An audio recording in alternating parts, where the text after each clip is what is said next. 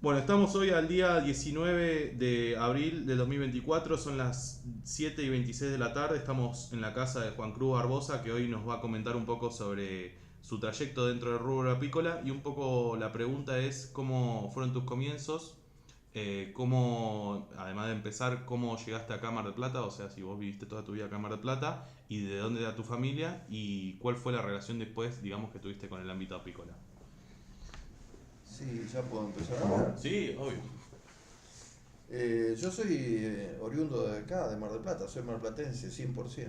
Nacido y malcriado, como decía un amigo mío, en Mar del Plata. Mi familia también, mis padres son de Coronel Vidal, o sea, del partido de Mar Chiquita, pero bueno, radicados acá desde el año 1945 más o menos. Mi madre y mi padre, los dos son, mi madre es de Vidal, de Coronel Vidal, y mi padre también, de Viboratá, pero nacido en Buenos Aires, pero radicado en Viboratá. Y bueno, más o menos en el año, no sé si miro allá o te miro a vos. A mí, sí, sí, a Te mí. miro a vos, bueno, Sí. acá no. En el año 45 más o menos se vienen del partido de Mar Chiquita para Mar del Plata, toda la familia de mi padre, mi abuela y los hermanos de mi padre. Y compran algunas propiedades acá en Mar del, porque ellos tenían un campo en Mar Chiquita, lo venden y compran unas propiedades en Mar del Plata con miras de cambiar su destino, ¿no? Habían sido agropecuarios toda la vida, de familia de toda la vida, pero bueno, deciden hacer otra movida, como dicen ahora. Y mi padre, como era muy acérrimo del campo, siempre lo fue, o sea, era amante del campo 100%, no concebía su vida sin campo, ¿no? Sin un pedazo de tierra para trabajar, para tener animales y demás. Así que logra hacer que la familia compre una fracción de tierra acá en Sierra de los Padres, que está acá a 20 kilómetros de Mar del Plata, y bueno, construye una casa ahí y ahí empiezo mi vida desde el primer año de mi vida, o sea, yo nací en 1947, en el año 1948 ya me llevan a vivir ahí, se radican mis padres ahí, y ahí hago mi niñez y parte de mi adolescencia Bien. en Sierra de los Padres, en un lugar que aún conservamos con mis hermanos, este, una parte muy chiquita de esa fracción, pero bueno, es donde está la casa original y bueno, donde nos creamos Bien. con mis hermanos. ¿Tus padres, digamos, los dos se dedicaban a la cuestión agrícola? Bueno, mi madre viene de una familia muy numerosa, pero sin propiedades, o sea, eh, todos habían trabajado, los hermanos de mi madre, los mayores, habían trabajado en el campo siempre, pero de empleados, digamos, ¿no? Y mi abuelo también era de Mar Chiquita, mi abuelo materno, García Arena de apellido, donde su padre había tenido unos almacenes de ramos generales y demás que había venido de los Países Vascos. Bien. Y ahí se crió mi madre junto con sus hermanos y bueno, algunos hermanos después ya en su juventud, algunos se volcaron por el ramo digamos, de la mecánica, de la metalúrgica con respecto al agro, ¿no? Bien. Entonces tenían ahí en el paraje de La Brava unas herrerías de esa época, estoy hablando del año 40 y pico, donde atendían todas las herramientas del campo y también ellos por ahí alquilaban algún pedazo y sembraban algo, demás. Algunos de los hermanos. Bien. Otros hermanos, otro hermano estaba en INTA, Ah, mirá. trabajó toda su vida en INTA. Y bueno, y después las hermanas de mi madre, también algunas se dedicaron a la docencia, en la campaña siempre, ¿no? Mm. Pero mi madre en particular no, ella trabajó de doméstica a veces, también en estancias, Bien. y ahí fue que lo conoce a mi padre, y bueno, de ahí se casan con mi padre estaba en la estancia todavía, que es de la familia, y bueno, hacen la mudanza, se deciden venir a vivir acá, pero mi madre era así, también una mujer de campo, que ya sabía mucho. Mi abuelo en Coronel Vidal fue juez de paz también, 9 años juez de paz. una trayectoria bastante importante como juez de paz, que en esa época eran, no como los jueces de ahora, eran ad honorem, los jueces eran era por honorabilidad, ¿no? Por eso se dice la honorable Cámara de Diputados, la honorable, porque eran puestos honoríficos, cosa que ahora no sucede, ¿no? Lamentablemente, pero bueno, esa es otra parte de la historia.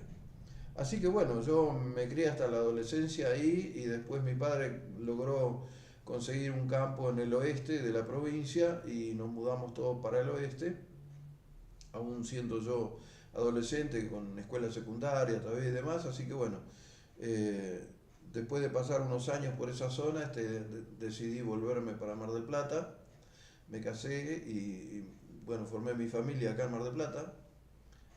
Posteriormente a mí se vinieron mis hermanas también, así que bueno, terminaron quedando mis padres solos en el campo en el oeste. Pero conservamos, por suerte, siempre esta fracción que bueno, terminó siendo muy chica, quedaron 5 hectáreas, porque el resto, cuando la familia se subdividió todo, nosotros quedamos solamente con el casco, o sea, con la casa y con 5 hectáreas. Y vos, un poco para volver en el tiempo, ¿vos cómo te acordás la vida allá en Sierras? En ese momento, cuando tus padres, digamos, cuando vos Sí, naciste allá. la vida era una vida de campo absoluto, porque en esa época, si uno ve Sierra de los Padres ahora, bueno, todo lo que es la zona, la Gloria de la Peregrina, yo en realidad me crié en la Gloria de la Peregrina, que Bien, es muy próxima a Sierra de los Padres, pero era un desmembramiento de una estancia muy grande que era de Bordeu, de la familia Bordeu, y se hizo un remato muy grande de predios, y bueno, predios de 20, 30 hectáreas, en los cuales mi familia compró uno. bien, Y era una vida, obviamente no había ni luz eléctrica, ni gas, ni cosa que se le parezca, ¿no? O sea, era una vida muy agraria, totalmente, ¿no? Cocina de leña, y, luz de farol de querosén, pero era muy romántica, muy tierna la vida, porque era una vida de trabajo y de desafíos. Este, Cosa que es muy interesante eso para el hombre tiene que tener desafíos en la vida, pero no desafíos, digamos, ya postulados, ya desafíos, digamos, que se los entregan servidos en bandeja, sino eran pioneros, realmente claro, la gente todos los poquísimos vecinos que había en ese claro, lugar, que eran contados con los dedos de una mano, donde no había prácticamente, las calles eran unas sendas, unas huellas. Bueno, recién se había subdividido todo eso, así que imagínate un campo muy grande que se subdivide. Sierra de los Padres era un emprendimiento que recién empezaba. Había una firma Alfranco que fue la que adquirió esa parte y después subdividió, hizo lotes y vendió lo que es Sierra de los Padres hoy propiamente dicho. bien, Después el resto era todo campo, bien, campos muy grandes, con digamos una proyección a la subdivisión, pero bueno, era muy incipiente todavía. Tal es así que mi casa estaba ubicada en una loma ahí, en la nada absoluta, muy próxima a sierras, donde estaba, digamos, con mucha maleza, con muchos árboles nativos como el curro, la chilca, que llegaban hasta la casa prácticamente, ¿no? claro, Había que desmontar, había que ir sacando, limpiando para hacer un campo propicio como para poder sembrar algo o tener algún animal. Así que fueron los comienzos de mi vida. Fui a una escuela rural, la número 48, ahí, junto con mis hermanas, que íbamos en un sulky, que todavía lo tenemos. Un sulky que había sido de mi abuelo, ¿no? De mi abuelo cuando era soltero, o sea que Silvia ahora debe tener 150 años, no sé cuánto tiene. En ese sulky íbamos con mis hermanas a tomar clases a la escuela número 46. ¿Y eran muchos ahí en la escuela en ese momento? No, la plantilla serían, no sé, 30 alumnos. Todos hijos de gente... Todos chicos de la zona, de ahí, digamos, Ahí, ¿no? De los alrededores. Algunos iban a caballo, otros iban en bicicleta o algunos iban caminando, los que estaban más próximos, ¿no? De los campos vecinos ahí. Y bueno, esto, como todas las cosas, fue evolucionando y fue creciendo en cantidad de gente y en infraestructura también, porque Yo no recuerdo ahora, pero digamos, el tendido eléctrico se hizo alrededor de los años 70. Hace un tiempo. Sí, sí, sí, 60 y pico, 70, las troncales, digamos, todo lo que es las líneas principales, ¿no? Donde la gente empezó a bajar luz eléctrica y esas cosas. Pero yo recuerdo muy bien, bueno, la primera radio que yo escuché en mi casa, que era transistores a pilas de linterna de esas, yo tenía 11 o 12 años. Hasta ese momento no había cómo escuchar solamente en la ciudad las radios eléctricas de válvula, pero después en el campo. Así que nos entreteníamos muy bien porque teníamos guitarra y bueno, aprendíamos guitarra, tocábamos guitarra en la familia, cantábamos, dibujábamos en una mesa que nos sentábamos alrededor y hacíamos las tareas de la escuela y después hacíamos dibujos, entretenimiento o jugábamos alguna cosa, algún crucigrama Sí. o alguna cosa como las carreras de caballos, las cositas, bueno. Pero era muy simple y muy llenadora la vida, porque no había motivo para aburrirse. Yo ahora, muchos chicos veo, no lo digo con maldad, simplemente es una observación, ¿no? Que es muy común escuchar a los chicos, estoy aburrido, Ah, sí. ¿no? No sé qué hubiera pasado si nosotros hubiéramos tenido computadora, teléfono celular, internet, todas esas cosas, porque nos hubiera superado. Nosotros vivíamos inventando los juegos, Claro. vivíamos inventando los juegos porque no había otra forma.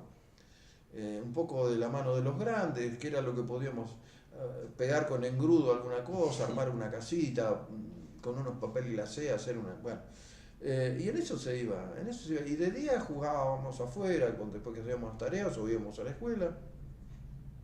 Era muy lindo, muy romántico y además la gente, la maquinaria agrícola también que había en esa época era toda tracción sangre, todo Claro. con caballo, o sea que cada vecino tenía 5, 6, 8 caballos para poder tener el arado, toda esa, la rastra, bueno, todas esas cosas con las cuales se cultivaba la tierra. Mm. Y también se criaban muchos animales domésticos, muchas gallinas, pavos, patos, que era para consumo, Claro. y para los huevos y todo eso, y alguna vaquita para la leche, también la leche era ordeñada en el campo, y el consumo generalmente en mi casa teníamos muchas ovejas, Ah, bien. así que se consumía mayormente carne de oveja, Bien. carne de oveja. Y había un par de almacenes así cerca de mi casa había un almacén ahí a unas 10 cuadras y había otro por allá como a 30 cuadras, pero muy poco, ¿no? Almacenes de campo también, almacenes digamos, con muy modesta Claro, con lo indispensable. provisión de mercadería, ¿no? Alguna carnicería y bueno, y fideo, azúcar, qué sé yo. Algún despacho de bebidas que había siempre, ¿no? Así que esa fue la... Y después, cuando vos ya llegaste a Mar del Plata, ¿cómo te acuerdas de la ciudad en ese momento? Bueno, cuando yo era niño, digamos, veníamos eventualmente a Mar del Plata porque vivía mi abuela y Ah, veníamos a visitar la abuela y bueno, entonces teníamos que ir en el Sulky hasta la ruta a tomar el ómnibus que pasaba y ahí tomábamos el ómnibus y veníamos o nos volvíamos a la tarde, veníamos a la mañana, volvíamos a la tarde o algo, obviamente el médico o los partos, los más chicos, mi mamá que tenía que venir a tener familia, bueno, esas cosas. Pero era poco lo que se venía, que yo recuerdo siempre que, lo recuerdo con mucho cariño, con mucha emoción, además que no conocíamos los dulces y los postres y las cosas. Mi madre nos hacía unos chupetines con azúcar quemada, o sea, arriba de la plancha de la cocina de leña, ponía una cucharada de azúcar, se derrite con el calor y le ponía un palito de una cosa y lo despegaba y íbamos comiéndose. Era la única golosina. Que nos poníamos muy felices cuando iba mi abuela o algún familiar a visitarnos que nos llevaban algún chocolatín, alguna cosa, bueno, estábamos de fiesta ese día, ¿no? Estábamos de fiesta ese día. Pero sí, es una vida muy agreste, pero además muy medianamente tranquila, porque obviamente al haber muy poca población tampoco había robos, ni había cosas extrañas, ¿no? Ni gente extraña que pudiera ocasionar algún mal como ahora, que no se puede ni salir a la calle, ¿no? Así que muy tierno todo, muy lindo. Yo estuve hasta los 17 años, como te dije, ahí y bueno, nos trasladamos toda la familia cuando mi padre adquirió ese otro campo en el oeste, donde terminamos, algunos yo no, pero mis hermanas, la escuela secundaria. Bien. Y después nos volvimos a Mar del Plata, a la tierra de uno, ¿no? Y ahí empezamos a hacer ya nuestra vida de adultos, digamos. ¿En qué año más o menos? Y eso sería en el año 68, 70, 1970, Bien. 1968. Yo me casé en el 1969 y ya me radiqué definitivamente acá en Mar del Plata, mis hermanas también, y trabajando acá, obviamente, en cualquier cosa, bueno, no sé, yo trabajé en varias, siempre digo que lo único que me faltó, que lo único que me faltó hacer en mi vida fue ser cura y partero, digo, después todo lo demás lo he hecho en mi vida, ¿no? Desde trabajar en el campo hasta trabajar en oficinas, en, en la construcción, en electricidad, bueno, en el banco, estuve 6 años en un banco, trabajando también de empleado de banco, hasta que bueno, después un día me atacó y dije yo me voy a independizar, me quiero hacer mi propio destino, no quiero depender de nadie, quiero, si me va mal va a ser culpa mía, si me va bien también va a ser culpa mía. Siempre fui muy independiente, ¿no? A veces me acuerdo que no duraba mucho en los empleos por eso mismo, ¿no? Porque yo tenía mucha avidez de crecer, de trabajo, de cosas, y justamente cuando uno es dependiente de alguien, bueno, tiene que tomar un ritmo y seguir, y bueno. Así que me volví a mis viejos pagos, después como en el año 76, 75, 76, me vuelvo hacia la casa donde nos habíamos criado, porque estaba sola la casa, me voy con mi familia, con mis 2 nenes chiquitos, y ellos empezaron la escuela en Sierra de los Padres, la escuela primaria ahí. ¿Y vos a qué te dedicabas? Y yo ahí, en ese momento, que hago un quiebre en mi vida, gracias a un amigo, un gran apicultor en esa época, me infunde, digamos, así me da el pie como para que yo empezar a hacer apicultura. Me ofrece venderme unas colmenas y enseñarme y demás, y con la sugerencia de que sí, evidentemente en esos años andaba muy bien la apicultura, muy bien, se ganaba muy buena plata. Así que bueno, empecé con 30 colmenas que le compré a esta gente. Y bueno, con el paso de unos años fui agrandando la producción, aumentándola, todo lo que pude. Compré las máquinas, puse un laboratorio bastante interesante, para mis posibilidades obviamente, en un galpón que había ahí. Lo doté de todas las maquinarias necesarias para hacer la extracción y todo lo demás. Y bueno, llegué a tener 400 colmenas, ¿no? ¿Eso cuándo habrá sido el Y pico? entre el 76 y el 80 y pico, bien, más o menos. bien. Bueno, con tan mala suerte que yo, para poder, digamos, crecer más rápidamente, solicité unos créditos bancarios, que sabemos que en esa época fueron unos créditos leoninos que nadie los podía pagar porque era una cosa uno a la segunda cuota que pagaba del crédito ya había cancelado prácticamente la deuda y le quedaban 10 años más para terminar de pagar, ¿no? Bueno, una cosa.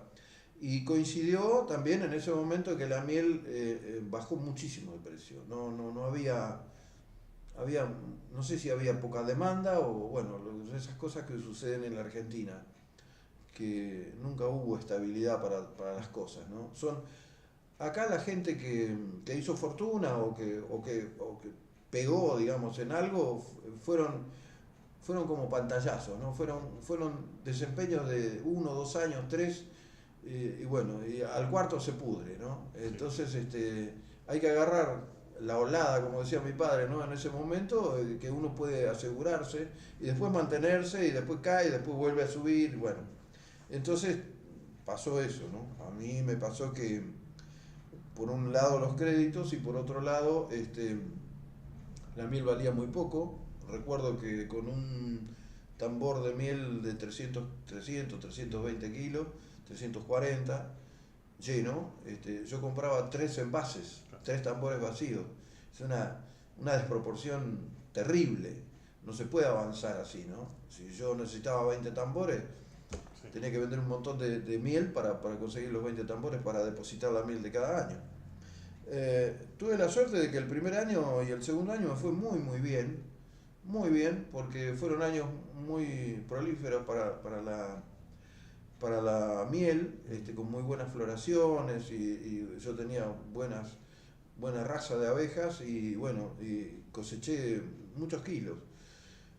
Bueno, como al tercer año por ahí aparece la varroa, que no se conocía, en la Argentina no se conocía, es una peste muy fea, es un piojo muy invasivo que termina matando las colmenas prácticamente porque si bien digamos se depositan en el cuerpo de la abeja y la van succionando, le van succionando la miel, pero se extiende tan rápidamente que las abejas terminan abandonando, en el mayor de los casos terminan abandonando la colmena, porque se diezman, ¿no? Y tal es así que yo empecé a perder muchas colmenas. Yo recuerdo de ir a los apiarios, iba todos los días, obviamente en verano, época de cosechas, y me traía 4, 5, 10 colmenas muertas de vuelta.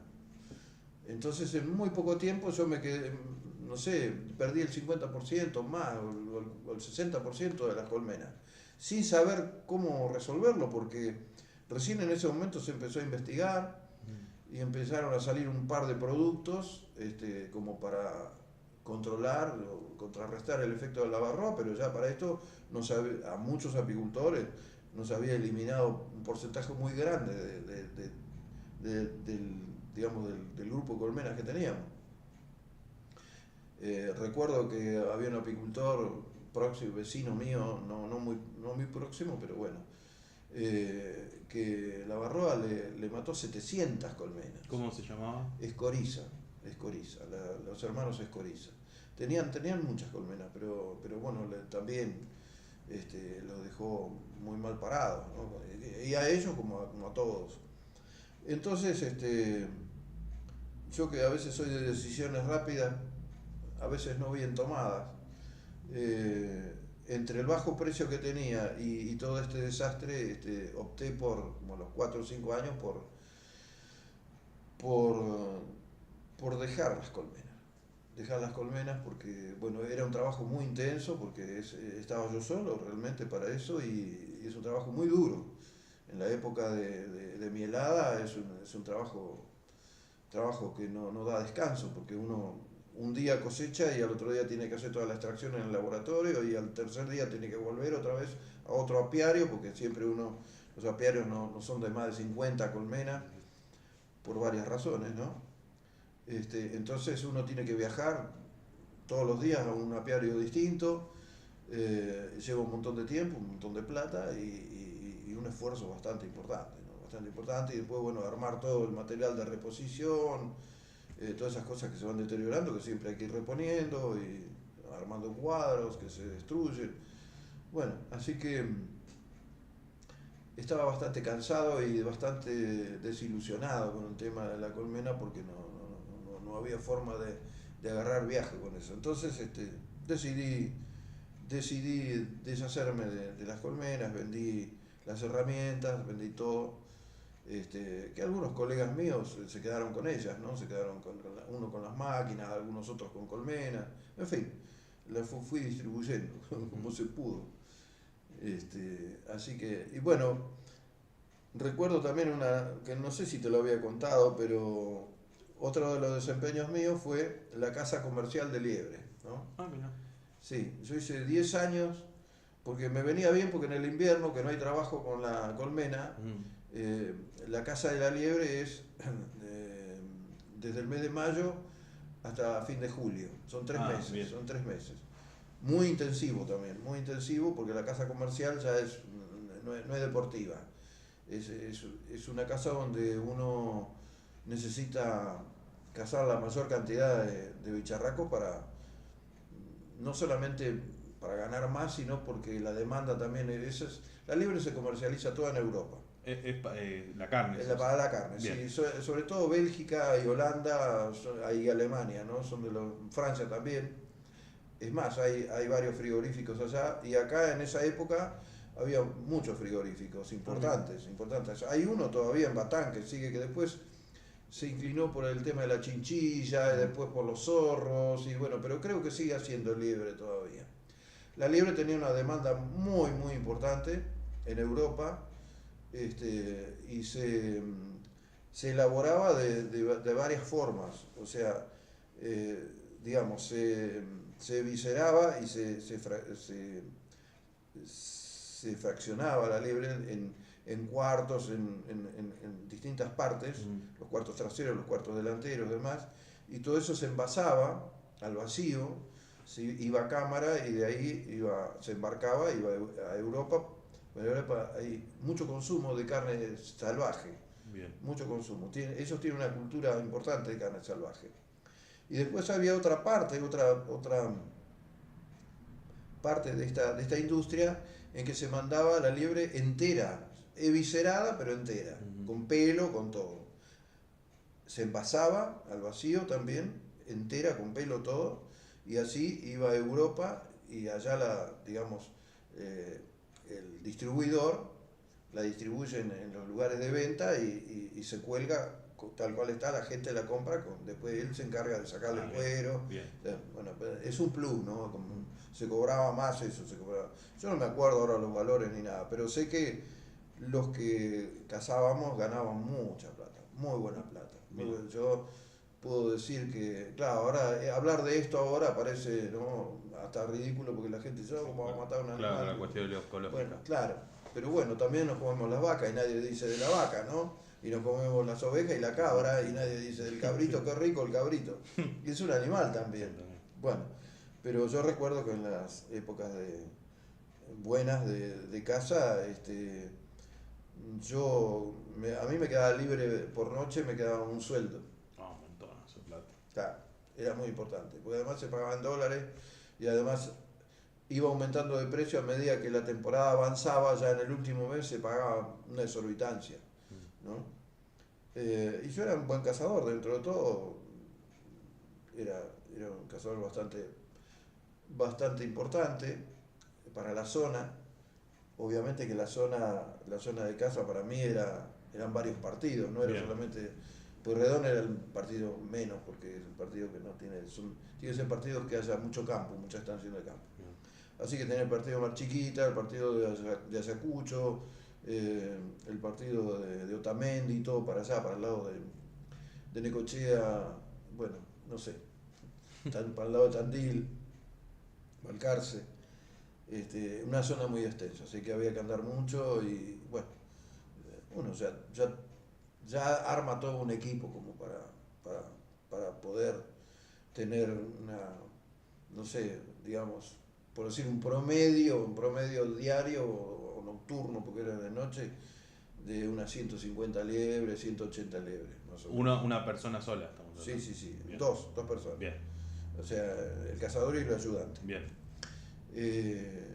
Bueno, eso lo hice 10 años yo para frigorífico. ¿Vos dejaste la actividad apícola? Sí, dejé y pasaste bueno, simultáneamente, cuando tenía apicultura también hacía en invierno eso, porque bien, obviamente.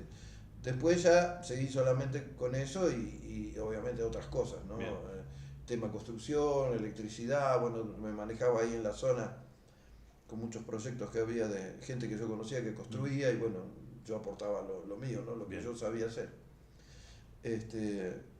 Y bueno, y después, digamos, el tiempo me llevó hacia otras actividades, pero bueno, en definitiva, hace un montón de años ya que me quedé con eso, que lo inicié como una búsqueda, pero más que nada para poder comer, digamos, que es la metalúrgica. Bien. Y aquí estoy, con la metalúrgica después de tantos años, ¿no? Me dio muchas satisfacciones, me dio de vivir, modestamente, tampoco ninguna cosa del otro mundo, porque yo arranqué muy tarde el oficio de metalúrgico, ¿no? Pero ya así todo va a ser 30 y pico de años que soy metalúrgico, ¿no? Y me alegra mucho, por ejemplo, reconocer, o que la gente me reconozca, toda mi clientela, que son de tantos años, y que vuelven a mí siempre, ¿no? O recomiendan a otros. Claro. Entonces yo no necesito salir a buscar un trabajo porque todos los días viene gente A preguntar. a preguntar, a pedir un trabajo nuevo, desafíos grandes, ¿no? De edificios horizontales y bueno, lo que hace la metalúrgica, ¿no? Digamos, emprendimientos importantes, chicos, grandes, medianos. Así que bueno, ahí estamos, a pesar de mi edad y de que ya estoy jubilado hace rato y bueno, a veces no tengo tanta voluntad pero me gusta y más que nada por la satisfacción de que los clientes están conformes, contentos y tenemos, ya más que clientes son amigos, digo yo siempre, ¿no? Hay con muchos que somos muy amigos y bueno, y siempre vuelven a mí este, por el tema de confianza y demás esas cosas.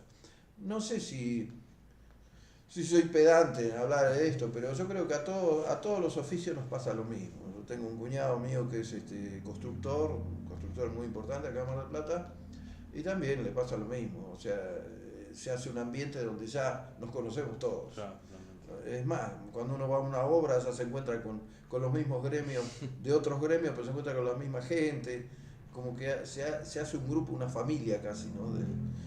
De laburantes de distintos gremios, pero que estamos todos más o menos convocados por la misma gente, ¿no? bien. Tengo un par de preguntas para hacerte. La primera pregunta que te iba a hacer era, ¿cómo, ¿de quiénes te acordás y cómo te acordás de ellos de cuando empezaste con la apicultura en el 70? Sí. Esa sería una primera pregunta. Y la segunda pregunta es si en el momento que vos empezaste o empezaban a intentar a paliar un poco el tema del Varroa, ¿había algún tipo de medicina casera? Si se trabajaba con eso. No, bueno, los que yo conocí inicialmente fueron los hermanos Fidanza, porque fueron ellos los que me iniciaron Bien, en este tema, ¿no? Y alrededor de ellos alguna gente que había, como un tal García, un Chacho García, que también tenía un montón de colmenas, bastante importantes, trabajaba mucho, era muy prolijo, muy detallista, bien, un buen apicultor. Y después este otro que estuvimos hablando hoy, que después se dedicó más a la enseñanza, Guglielmetti. Guglielmetti, Sí, estos hermanos Escoriza, y bueno, y algunos otros. Lo que yo recuerdo primitivamente fue un vecino que era nuestro, que era un tal Armani, que sabía bastante, es un italiano venido de Italia, pero él se dedicaba a la quinta, digamos, bien. tenía horticultura, pero también tenía colmenas, ¿no? O sea, no sé la cantidad tampoco, porque yo era muy chico, pero sé que le dio como las primeras. A mi madre le gustaba mucho también. Ah, les gustaban Sí, las sí, abejas. sí, sí, mi madre siempre tuvo una o dos colmenas, tres colmenas tenía, que era la pelea con mi padre porque mi padre las odiaba porque picaban fuerte y no quería saber nada. Y aparte cada vez que lo picaba una abeja se hinchaba todo. Bueno, entonces mi padre no quería saber nada. Pero mi madre siempre de soslayo ahí, medio a escondidas, siempre tenía un par de colmenas, tres, cuatro, y sacaba la miel digamos, muy Muy caseramente, rudimentario, digamos. muy rudimentariamente, hacía al baño María, hacía ponía todo, digamos, rompía toda la cera La estampada con estrujaba. cosas, y la ponía en un trapo arriba de la cocina de leña, al calor ahí, y entonces iba cayendo en una olla, bueno, después me di cuenta que sabía muy poco de colmena, era más la iniciativa que tenía, ¿no? Y el amor que tenía por todas las cosas, tanto por las aves, eh, imagínate que toda la arboleda que hay en este momento en la quinta, que tiene 60 años, más o menos, fue hecha toda por ellos dos de semilla, de maceta, ¿no? Una macetita con una semilla de eucalipto o lo que fuere, y ahí venía la plantita, después se trasplantaba, bueno, así vivían, así hacían todas las cosas. Es más, en el campo que después tuvieron al oeste, que era un campo llano, pelado, que no había nada, lograron hacer un monte bastante importante, también de la misma forma, Lo ¿no? forestaron La todo. latita de 1 litro de aceite, que venía en ese entonces, 1 litro ahí con tierra y una semillita, y bueno, después a cuidar de las liebres, que no se las liebres, que es lo peor bicho que hay para, para comerse La planta. lo roen Claro. la corteza y mueren las plantas, ¿no? Bueno, así que ella también, de la mano de este Armani, había conseguido tener un par de colmenas.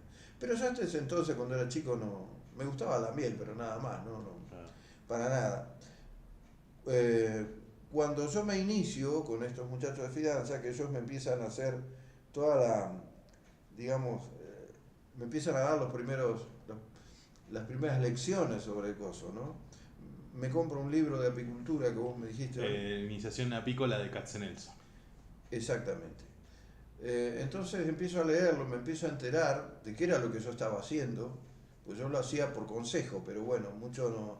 Por ahí iba y le preguntaba, che, me aparecieron unas celdas largas, que esas son celdas de reina, tenés que limpiarlas todas porque si no se te va a enfanizar, la colmena se va, se te enjambra, me dice, se te enjambra la colmena, no tenés que dejar que ninguna de esas, porque donde nace una reina, mata a la reina vieja, y la reina vieja o la reina vieja se va y se lleva toda la colmena, se achica El núcleo, digamos, el sí. núcleo de colme y después no te va a dar nada en el verano de miel. Entonces vos no tenés que dejar que te reemplace, a no ser que sea necesario que la reina ya no ponga una cantidad importante de huevos como para reponer la cría. Bueno, todas esas cosas. Entonces me empecé a apasionar con eso. Después me dice, mirá, vos podés aumentar la cantidad de colmenas por tu propia iniciativa, no necesitas comprar colmenas, comprar material, comprar los cajones y hacer núcleos. Los núcleos hay varias formas, ¿no? De dividir la colmena, hacer núcleos, que el núcleo es una cantidad mucho más chica de abejas con una reina nueva, ¿cierto? Que se puede comprar uno la puede fabricar porque esas famosas celdas largas, uno saca una celda de esas, la pone en otro panal, lleva un montón de abejas obreras y nodrizas, las pone en otro cajón, las lleva a otro lado y ya ahí empieza una colmena nueva. Que a lo mejor el primer año no va a resultar muy prolífica porque obviamente recién la reina tiene que fecundarse, tiene que empezar a su postura que va aumentando después con el tiempo hasta que se hace una colmena de una población importante. Entonces, bueno, cada vez había algo nuevo, ¿no? Había algo nuevo, había reinas para hacer, había jalea real para extraer, muy poco, pero había, que se paga mucho la jalea real. Bueno, otra cosa que hace, que ahora no me sale el nombre, que es con lo que ellos pegan los... Pegan, la cera estampada. no, que es de color oscuro. Bueno, que ellas, bueno, el polen, por ejemplo, sí. El polen también, eso también se usa para medicina y se usa para dermatología. Sí. No me puedo acordar cómo se llama. ¿Propóleo? El propóleo, gracias, el propóleo se utiliza sobre todo, es un neutralizador de infecciones, de dolores, de cosas, ¿no? Un buen, no sé si antibiótico decirlo, pero por el estilo. Eso también, como ellas lo producen en cantidad, uno puede extraerlo y se puede vender eso también. O sea que hay muchas cosas para hacer con las colmenas. También se puede hacer desde el aspecto comercial, es decir, bueno, hago núcleos y vendo núcleos, claro. Que yo también lo hice, ¿no? Fabricaba núcleos y después los vendía. ¿Vos producías, o sea, hacías más miel o hacías más? No, lo mío era la miel, apuntaba específicamente a la miel, pero si salía vender un par de núcleos o qué sé yo, también lo hacía, pero generalmente los hacía para mí, para aumentar la cantidad de colmenas, ¿no? Que era lo que a mí me interesaba. Lamentablemente, con el poco valor que tenía, bueno, se trabajaba mucho y se ganaba poco, que después a los pocos años volvió a darse vuelta la cosa y la miel como ahora vale una fortuna. Entonces justo yo fui a la época que menos valor tenía, yo fraccionaba, vendía miel fraccionada para poder sacarle un peso más, en vez de vender en bruto así, digamos, al por mayor. A granel, digamos, claro, sí. A granel, fraccionaba y salía yo a venderla. Así todo un tema, una cosa así. ¿Y vos te acordás quién te vendía las reinas? Yo las reinas se las compraba, había una firma que se llamaba Solivella y Fernández, que ellos se dedicaban a fabricar todo el material para colmena. Tenían una carpintería muy interesante y hacían todas las salsas que van todas con el inglete que tiene para armarlas después. Así que vendían las salsas, cuadros, vendían cera estampada. También ellos compraban cera virgen o la compraban o si no la canjeaban por Bien. cera estampada. Y las reinas normalmente creo que había un creador de reinas en 25 de mayo, si no mal no recuerdo, muy importante. Y esas ellos las traían y las vendían. Vienen en una cajita así con 10 nodrizas y la reina. Bien. ¿No? Entonces uno después cuando hace el núcleo introduce esa reina, ya queda ahí. Después otra de las cosas que también coincidió digamos, para la baja esta de producción y demás fue la africanización, ¿no? Bien, eso también Fue una época en donde ingresó un montón de abejas africanas del lado de Brasil, Bien. que son abejas muy agresivas, extremadamente agresivas, y sus poblaciones son muy pequeñas, o sea, no son de una postura importante, o sea que encima de que son malas, producen muy poca miel, y son tremendamente agresivas y africanizan el resto de las colmenas. ¿Por qué sucede esto? Para el que no sabe, la fecundación de la reina se hace en el aire. O sea, la reina sale a volar, los zánganos la persiguen, que es el macho de la abeja, y la fecundan en vuelo. Bien. Ahora, ¿qué pasa? Estas abejas africanas son mucho más veloces que las italianas. Claro, porque acá lo que se usaba mucho era la abeja italiana, la tradicional abeja italiana, la cárnica, bueno. Hay varias razas italianas que son una maravilla porque son muy mansas, abejas que prácticamente no te pican, muy dóciles para trabajar y son de una altísima postura. Entonces las colmenas explotan de abejas. Claro. Y por consiguiente producen muchísimos más kilos de miel. La otra es a la inversa, la otra es mala, no produce nada, pero fecunda a la reina mucho más fácil. Entonces, cuando uno quiere acordar en el año, capaz que tiene el 50% de las colmenas que ya son la mitad y mitad, ¿no? Ya son híbridas. Claro. Y al otro año ya listo, sonaste. Entonces hay que estar permanentemente cambiando reinas, incorporando reinas, tratando de sacarse las que tienen colmenas más africanizadas. Hay que hacer todo un trabajo, todo es una cosa. Bueno, o sea, eso colaboró también para. ¿Tuviste vos casos de...? Sí, muchísimo. ¿Y cómo lo lidiaste, lo resolviste?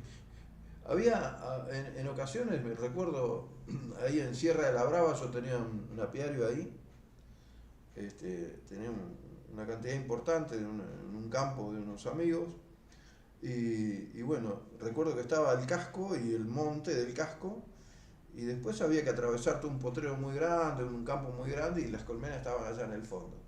Cuando yo extraía la miel, cargaba todas las cosas, estas abejas africanas me corrían hasta recién entrando al monte, ahí se disipaban un poco, pero desde el apiario, que tendría 2 kilómetros por lo menos, me venían corriendo, y cuando digamos, si tenía una buena acá, estaba sacando miel acá y estaban las otras al lado, me vivían acosándome esas, no las de la colmena, sino de las que eran vecinas. Claro. Fue tremendo eso, fue tremendo porque había que permanentemente desarmar colmenas, volver a armar colmenas con reinas nuevas, y no garantizaba nada de que en poco tiempo, al próximo año, no tuviéramos otra vez la misma cosa, ¿no? Porque encima es tan mansa la oveja italiana que se deja invadir por la otra, se deja invadir.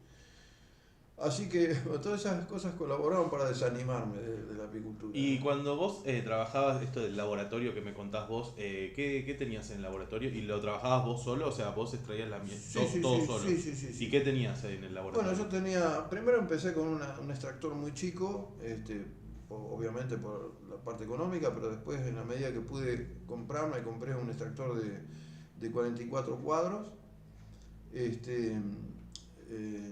puse un tambor decantador de 1000 y pico de kilos, muy grande, que le cabían 3-4 tambores de miel. Un montonazo. Claro, digamos, porque el tema es así, uno la extrae con el extractor ese famoso, que es un Kohinoor grande, claro, donde toda la miel sale del cuadro donde está operculada. Hay que desopercular, sacar toda la tapita, digamos, de cera, se pone en ese extractor a girar a gran velocidad, y toda esa miel va a parar a un tambor decantador que se llama, que está bajo, digamos, a nivel del piso. Bien. Por gravedad cae la miel ahí. ¿Por qué? Porque toda esa miel sale con un montón de cera adherida, Bien. toda mezclada. La cera, como es liviana, en un par de horas o de un día para el otro, sube toda la superficie y abajo queda toda la miel limpia, perfectamente limpia. O sea, abejas muertas, Sí. cosas que queda todo arriba. Entonces, ahí con una bomba extractora, succionadora, desde abajo, uno eleva esa miel a un depósito. Ah, bien. A ese depósito que tiene 1000 y pico de kilos, ¿no? Que está alto, digamos, en un nivel de unos 50 centímetros, 60 centímetros del suelo, donde uno después arrima ahí los tambores y ahí abre la canilla y los llena. Bien. Ya la miel queda limpia ahí. Bien. Y después, bueno, después hay otra que se llama le dicen la calecita, que es donde uno, una vez que extrae la miel, todos esos cuadros los coloca ahí para que terminen de escurrirse. Ah, bien. Y ese escurrimiento también va a ese mismo tambor decantador. Bien. Bien. Cosa que cuando uno al otro día saca el cuadro está limpito, no tiene la cera sola, no hay miel prácticamente adherida a esos cuadros. Que también le caben 100 y pico de cuadros, uno los pone todo, también es una cosa redonda, como una calecita. Pero eso está fijo, nada más que para que escurra. Y bueno, y eso, y después un depósito donde está toda la reposición de madera, de techos, de cuadros, donde uno tiene todo, arma, digamos, los cuadros, porque siempre se van rompiendo, se van envejeciendo. Cada alza que se llama, que es el cajón, son 10 cuadros que tiene, ¿no? 10 cuadros con cera, bueno, que hay que pasarle un alambre, hay que ponerle cera estampada, bueno, todas esas cosas. ¿Para qué eso? Porque la abeja hace el alvéolo, digamos, donde va a poner la miel adentro, que es esa que es un rombito, ¿no? Sí, sí. Un hexágono. Un hexágono. Es una perfección, es una cosa de loco. Ahora, ¿en qué se colabora? La cera estampada ya viene con la marca de todos los alvéolos, claro, de los dos lados. Entonces, al ponerla ahí, la abeja lo que hace es estirarla nada más y queda perfecto porque es muy prolijo. Si no, la abeja hace en un rincón, unos más grandes, otros más chicos.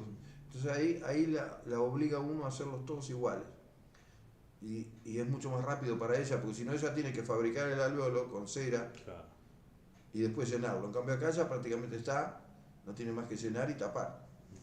Así que, bueno, todo ese material también hay que depositarlo, tiene que estar en algún lado, ¿no? bien. Y a partir de ahí de la producción tuya, ¿vos la comercializabas directamente? Sí, normalmente yo la vendía mayorista. Bien.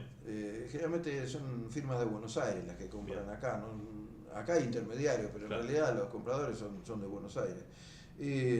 Con el antecedente de que nosotros, la miel, sobre todo la miel de la provincia de Buenos Aires, sí, es una miel muy preferida en el mundo, muy preferida en el mundo porque es una miel blanca, una miel muy clara, muy tremendamente clara, casi blanca, que no en todas partes del mundo. ¿Por qué? Porque es una miel que viene por ejemplo, de especies como el eucalipto, como el girasol, y después todo lo que son pasturas, que son los tréboles, todas esas cosas que tienen la flor blanca. claro. Entonces la miel sale muy blanca y una miel muy pura y muy suave, muy rica. ¿Y por qué tiene demanda en el mundo? Porque, por ejemplo, México en ese entonces, tenía muchos más digamos, apicultores y densidad de colmenas que Argentina. Claro. Ni que hablar de China. Sí, no, bueno. China, el gobierno de China, en ese entonces, no sé si seguirá siendo igual, obligaba a cada campesino tener por lo menos 4 colmenas. Mira, ¿Cuántos millones de campesinos hay? muchísimo. Bueno, Algunos tendría 4, otros tendría 10, otros tendría 6, no sé, pero mínimo 4 a cada campesino. Entonces, uno de los mayores productores de miel es China y México. Bien. Y Canadá también, pero por los climas por ahí es más China y México. Y Argentina tenía digamos, la virtud de tener esa miel muy clara, que esos países la compraban, la pagaban muy bien para cortar sus mieles oscuras. Cortar se llama, o sea, mezclar, Claro, claro. y obtener una miel de más rentabilidad en el mercado internacional. Así que esa era una ventaja que tiene Argentina también con respecto a otros países, ¿no? Si uno va al norte o al centro del país, por ejemplo, que yo estaba en San Luis, en esos lugares donde hay mucho monte autóctono, las mieles son muy oscuras, son todas marrones, ¿no? Color ámbar, Sí. porque son todas flores de monte, de monte de algarrobo, de piquillín, de chañar, de todas esas especies que son mieles oscuras.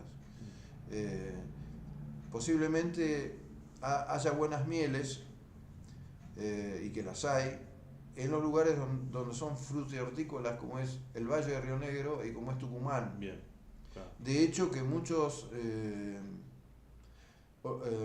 apicultores de acá hacían una doble temporada, o sea, hacían, por ejemplo, Tucumán, que empieza muy temprano la floración en Tucumán, entonces hacían un traslado de colmenas, no digo de todas, pero de un porcentaje alto de sus colmenas, muchos tenían su propio camión.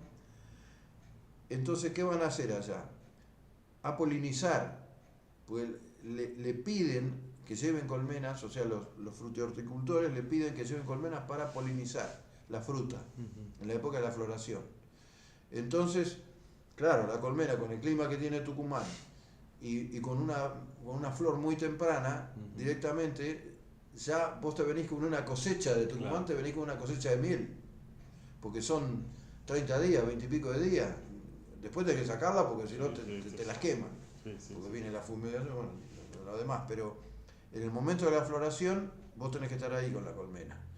Y yo, esto lo he dicho por los colegas míos, yo nunca llevé, pero me han dicho, nosotros nos traemos una cosecha, ya la traemos de Tucumán. Claro.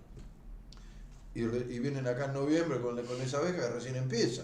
Claro, está empezando. Bueno, al Valle de Río Negro pasa lo mismo, pero como es frío, tal vez allá no tenga tanta producción, pero sí van a polinizar allá y también hacen un desastre, porque entre la manzana, la pera, el durazno, toda la fruta que hay en el Valle de Río Negro, que son miles de hectáreas de fruta, también es muy productivo, y también hacían lo mismo, iban al Valle de Río Negro, que digamos no te pagan, pero te dan la posibilidad de instalarte. Bien. Que eso es importante para un apicultor, tener una cosecha temprana. Por ahí acá no se sabe cómo va a andar, si va a llover, si va a haber miel, si no va a haber floración importante. Entonces ya uno ya se asegura los tantos también que hay que llevar, traer, bueno, todo eso, ¿no? Eso es interesante también. ¿Y vos nada más te dedicabas a la venta de miel? ¿No hacías propóleo, polen o...? No, algunos me pedía, yo les regalaba, qué sé yo, un poco de jalea real que sacaba, pero no, lo que hacía núcleos, y para mí, y por ahí si alguno quería, yo le vendía algún núcleo, ¿no? Bien, bien. Y lo que te iba a preguntar era un poco, volviendo al tema de enfermedades, si vos habías tenido otras, además del varroa, habías por ejemplo tenido loque americana o loque europea. No, loque nunca, sé lo que es, pero nunca tuve. Bien. Ningún tipo de loque, por suerte. O porque, moscardón. Moscardón sí, pero muy poco. Bien. Moscardón, alguno andaba siempre dando vueltas, pero muy poco. Y piojo sí, obviamente, pero todo eso se combate fácilmente. Bien. Bueno, vos me preguntabas hoy por la medicación. ¿Qué usaban? Lo primero que apareció acá fue la fenotiacina, que era un producto que se embebía, digamos, con fenotiacina el ahumador. El ahumador es un elemento que es para ahumar, para uno sacar la miel, para poder trabajar la abeja. Se pone una arpillera adentro, que la arpillera se va quemando de a poco, y entonces eso tiene un fuelle y larga humo. Entonces la abeja con el humo uno la puede manejar, no invade.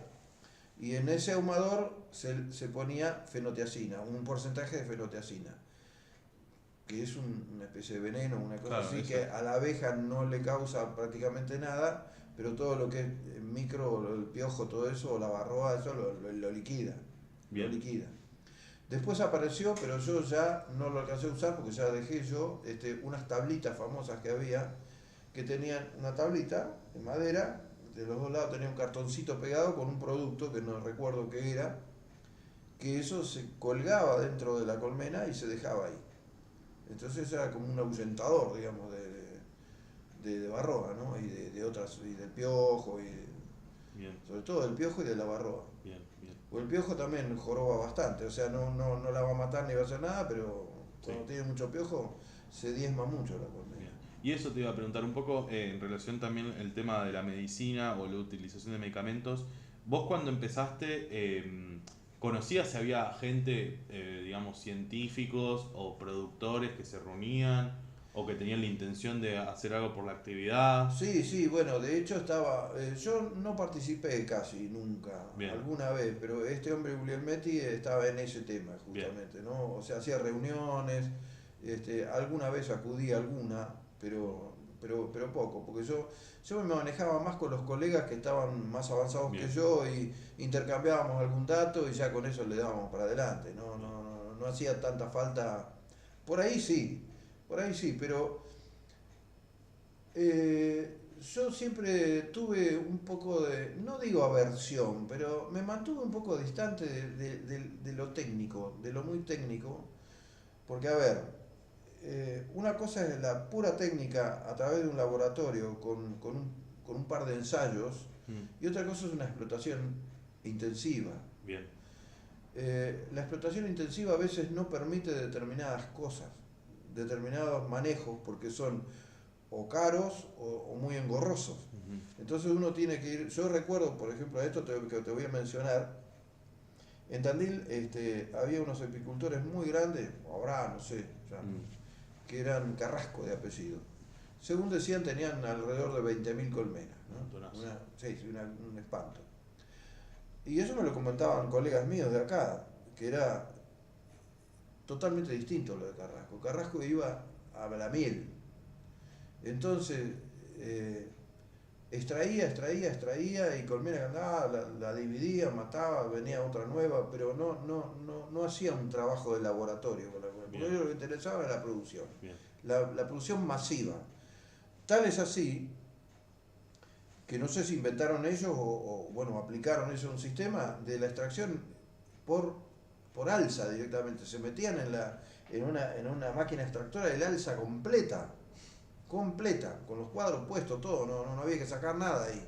Y eso se batía ahí y sacaba, bueno, lo que rompía y lo que y para sacar la miel también, viste, con una mano muy dura, viste, porque claro, con tanta cantidad uno termina siendo práctico y nada más, y después lo demás, si se murió una abeja, una red, qué sé yo, viste, tengo muchas para. Entonces, habíamos algunos que apuntábamos a eso, ¿no? A una producción más intensiva y otros más a lo de laboratorio, pero que termina siendo un hobby casi, eso, porque no se puede, no hay términos medios con eso. claro, Para mí, bien. para mí.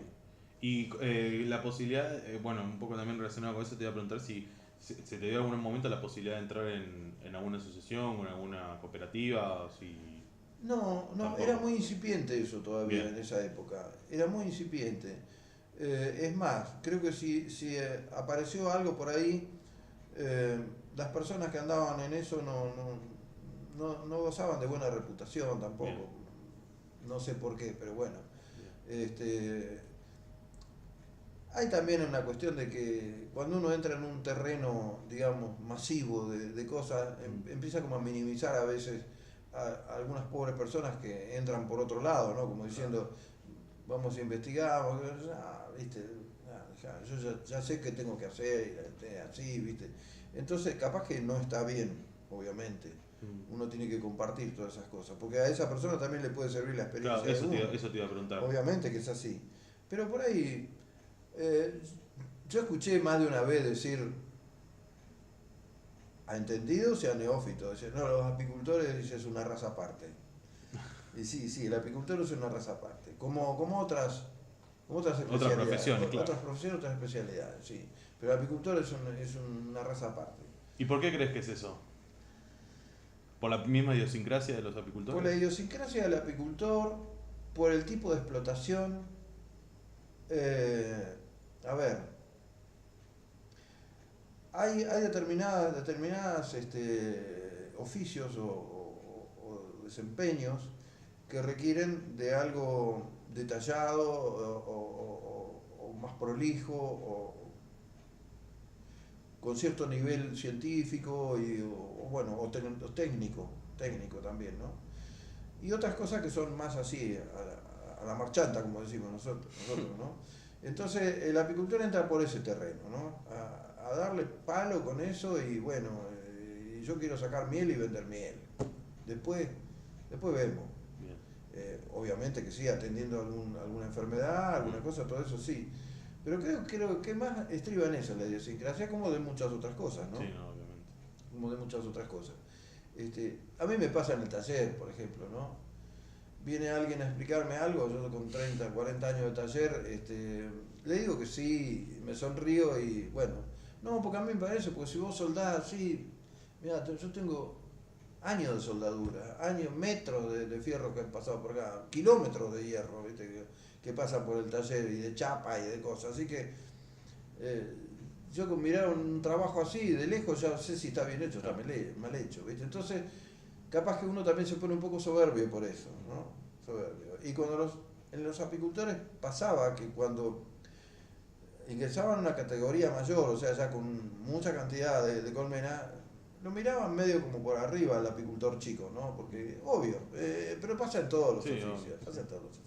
¿Y vos crees que en ese momento, cuando vos empezaste, digamos, empezaron a sentir los embates de las enfermedades, hubiese sido mejor capaz que se hubiesen relacionado con los científicos o con el gobierno en algún sentido? No creo. Capaz que si hubiera habido alguna ayuda material, sí, que tal vez la hubo, no lo sé. sí, Sí, eso sí me hubiera interesado, pero yo estaba como desmoralizado, esa es la palabra, ¿no? Entre las enfermedades, el bajísimo precio de la miel, que no me daba para nada, para cambiar la plata casi, y las enfermedades y el trabajo intensivo que yo hacía, medio que me desmораlicé, me cansé.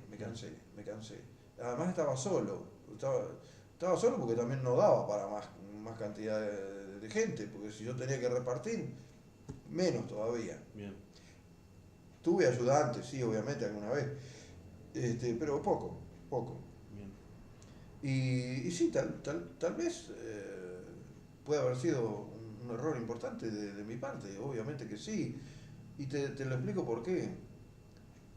Porque esta misma gente, los finanzas, con muy buen criterio, ellos me dijeron, mirá negro, tenés que esperar 10 años, me dijeron. ¿Para qué? Para verle la pata a la sota. Ah.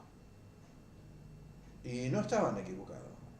Cualquier emprendimiento en el mundo, cualquier desempeño de lo que sea tecnológico, sea práctico, sea docente, sea lo que sea, te lleva muchos años adquirir una experiencia, una solvencia, una categoría donde uno puede decir, bueno, ahora sí sé manejar las cosas.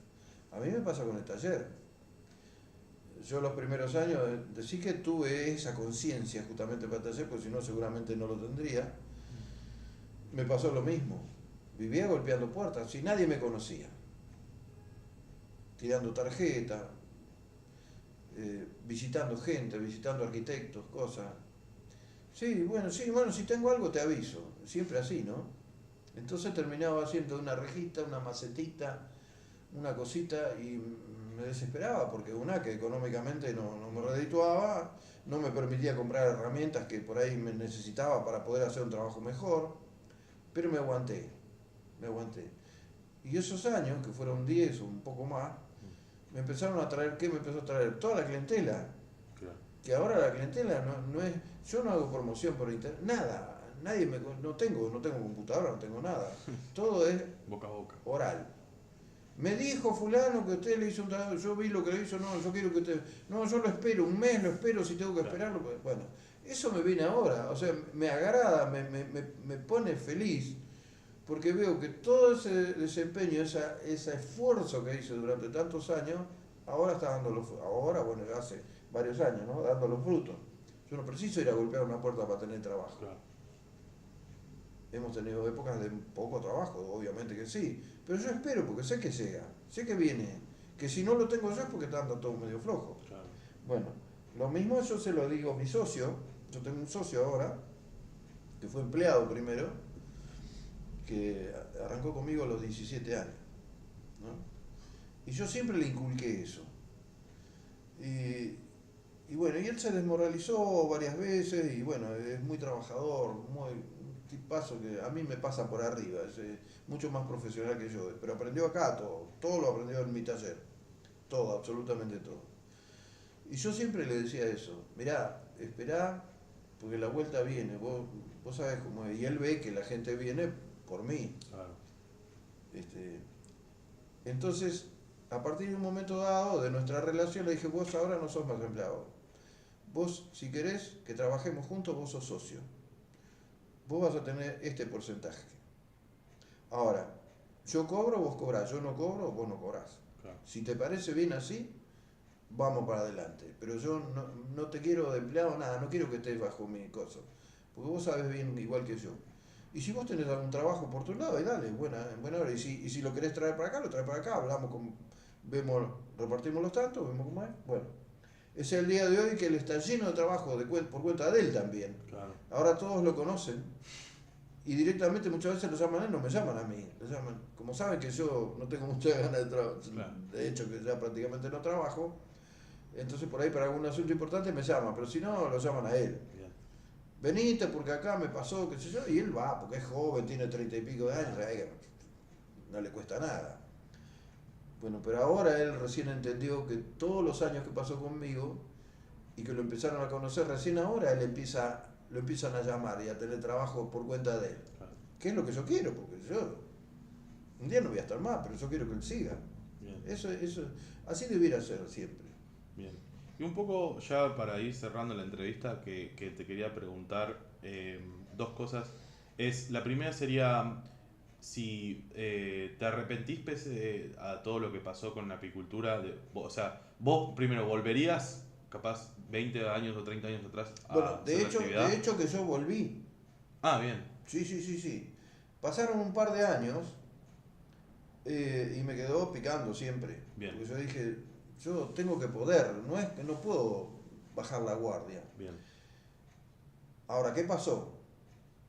Me inicié de nuevo, compré de nuevo colmenas, pocas.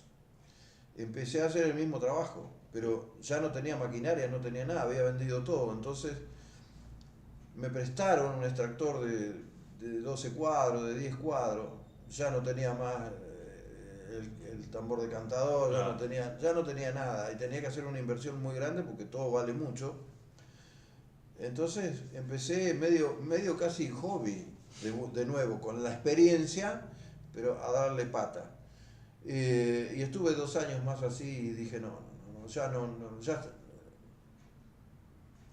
La primera fue, esta ya no, porque ya no me da el cuero para comprar toda la maquinaria que tengo que comprar, para incrementar digamos, la población importante. Y tal vez, claro, me pesaba un poco lo que me había pasado y pensaba en eso y digo, no, ya había empezado con la herrería, con la metalúrgica de a poquito y le veía más oportunidad a esto que, aparte, yo cuando me inicié lo inicié a mi hermano también, porque mi hermano vive en Francia hace 32 años ya. Pero bueno, en esa época él era muy jovencito y lo inicié y él también tenía sus colmenitas, qué sé yo. Y un día me dice, no, déjame de joder con esto, yo quiero algo que no se muera. Algo que yo lo ponga ahí y cuando lo necesite lo saco y lo vendo o lo transformo, pero que no me ocupe el problema de que es una cosa viva. Él ya había empezado con algo de metalúrgica, que después la dejó porque después su oficio es multioficio, pues es un gran profesional. Pero bueno, había empezado con algo de metalúrgica, carpintería, varias cosas así, a ensamblar juegos de playa, esas cosas, bueno, todo muy interesante, ¿no? Un trabajo. Muy emprendedor también. Y él me dijo, no, te dejo las colmenas, yo no, bichos que se mueren yo no quiero, me dijo. Y yo le vi la razón, porque cuando yo empecé a trabajar en la metalúrgica, vi que el hierro que quedaba, que me sobraba, me servía para otro trabajo. Y no se moría, no había que darle fenoteacina, nada, estaba ahí, en la pila. El día que lo necesitaba, iba, lo sacaba, cortaba y hacía otra cosa nueva. Entonces dijo, esto es más interesante, porque yo tengo un producto que no se deteriora, ni tengo que estar pensando, haciéndome mala sangre, que se me lo va a llevar la peste. Es más, entonces cuando me sobraba un manguito compraba material y lo apilaba ahí, así que después aumentaba, pero a mí yo ya tenía ese y lo cobraba al precio actualizado. Bueno, eso me dio otra impronta, ¿viste? Me alejó del tema ese, porque yo también crié ganado, o sea, no es solamente la colmena, yo Bien. mientras vivía en la quinta y mucho después también estuve haciendo engorde de terneros. Ah, bien. Yo compraba ternero de destete, sembré todas las 5 hectáreas con pastura, una buena pastura, eh, apotreré todo, o sea, lo dividí todo con alambrado eléctrico para tener la rotación necesaria que hay que hacer cuando vos haces engorde. Vos metés los animales acá, lo tenés 4 días, 5, de acá lo pasás al otro predio, otros 5 días, cuando volvés, ya esto creció de vuelta, este pasto.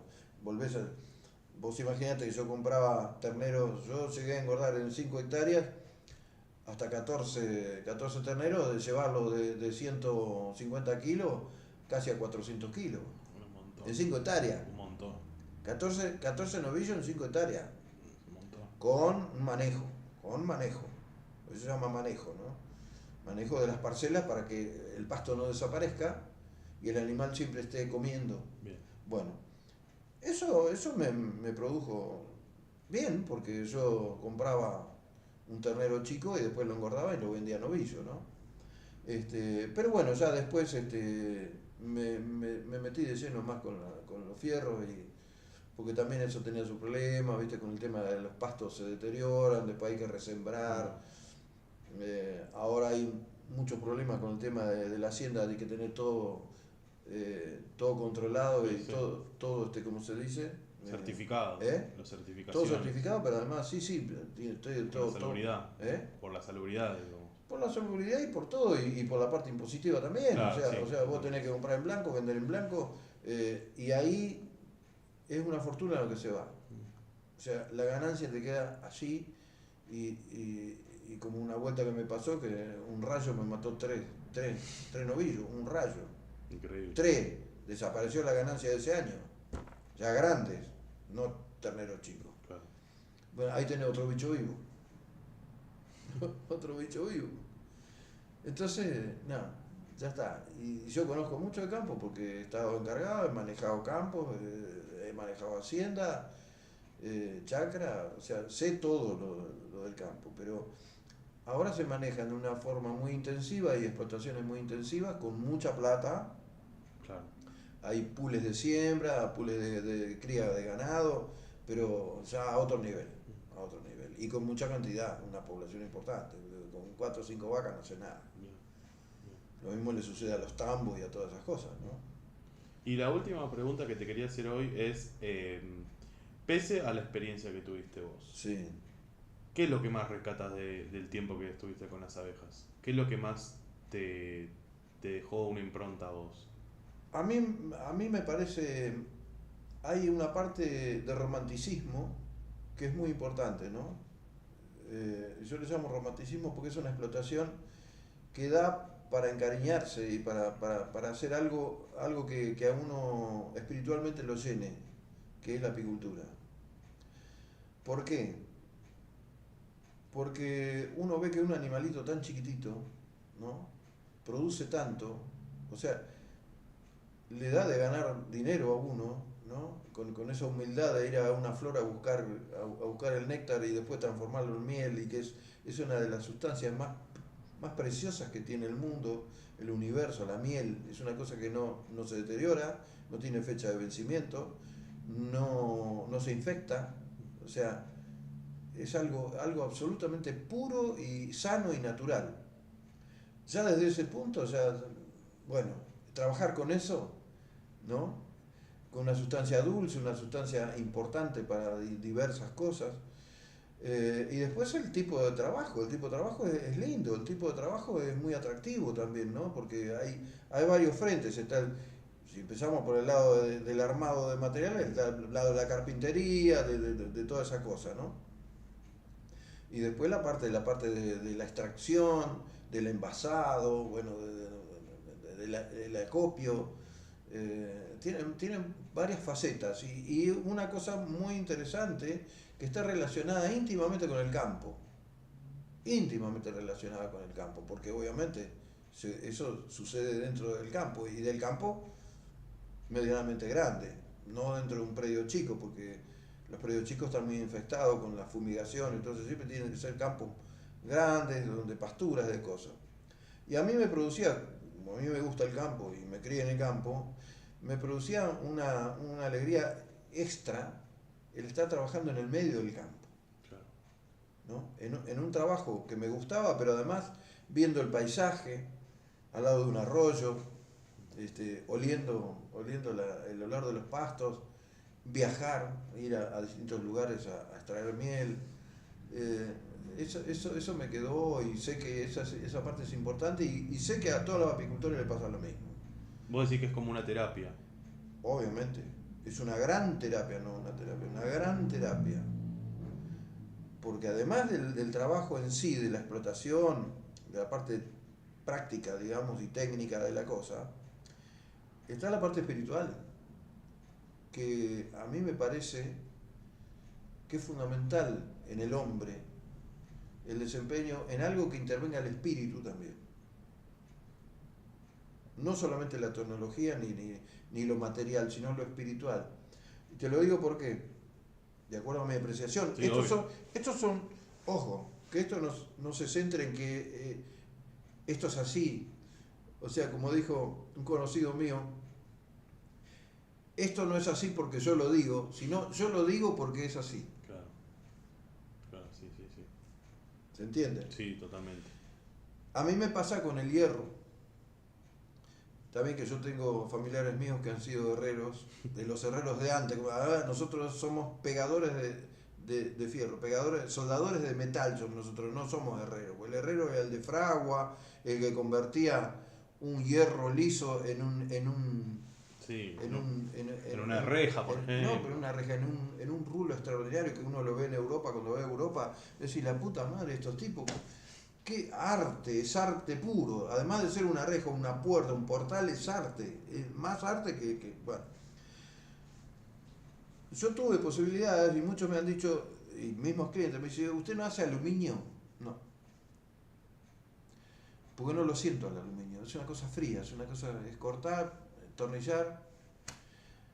No, el hierro me transmite a mí a través de las manos, de cosas, otra historia. Es mucho más ancestral el hierro que el aluminio. Y con el hierro yo lo puedo moldear, lo puedo torcer, el aluminio tengo que cortar y armar. Es un mecano. Corto, tornillo y armé. Bien. No hay ninguna curva en el aluminio. No hay ningún rulo, no hay ninguna cosa artística en aluminio. Si le llamamos arte moderno, contemporáneo, bueno, puede ser un portal, qué sé yo, pero no termina siendo más que un rectángulo, un cuadrado, y de ahí no salimos.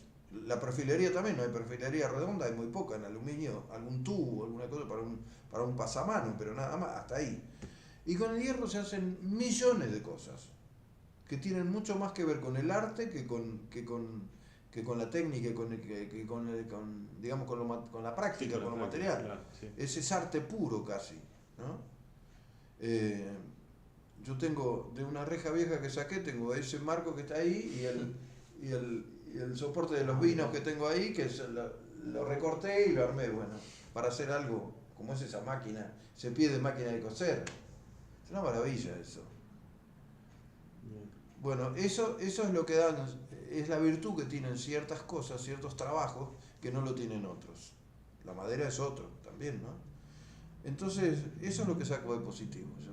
Eso es lo que saco de positivo de la apicultura. ¿Y qué cree que le queda de ahora en más a la apicultura? ¿Qué ¿Qué qué? le queda a hacer de ahora en más? O sea, ¿cree que Por No, ejemplo, yo ya ahora no abordaría ninguna cosa más en mi vida porque tengo una edad que no tengo ganas ya. no, digo, claro, o sea, lo que me refiero es que cree que hoy frente a todo el cambio climático y las cuestiones que suceden dentro del ámbito apícola que afectan a las abejas, la actividad puede tener un futuro, no sé si prometedor es la palabra, pero un futuro al fin y al cabo. Yo creo, esto es Obviamente su apreciación. mi apreciación y un poco la experiencia de lo que he vivido.